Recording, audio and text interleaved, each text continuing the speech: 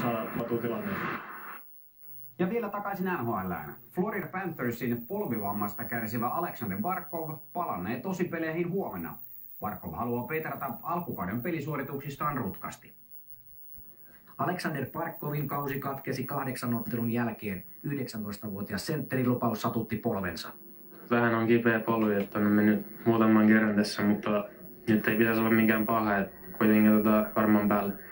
Barkov on Floridan ykköskierroksen varaus ja nuorukaisen niskassa on kovat menestyspaineet. Toistaiseksi Tapparakasvatin tilillä on tällä kaudella 1 maali. Training campilla oli aika vaikea päästä käyntiin ja jotkut pelit on mennyt paremmin, jotkut huonommin, mutta on niinku 100% varma, että pystyn pelaamaan paljon paremmin ja on 100% varma, että tuun pelaamaan paljon paremmin. Panthers on NHL:n murheenkryyni siinä mielessä, että joukkueen kotiotteluissa ei käy yleisöä.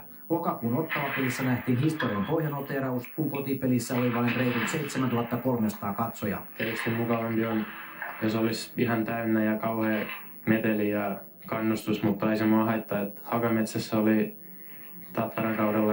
Tappara-aikana niin joku 5000 katsojaa, ettei se kuitenkin täällä on vielä enemmän.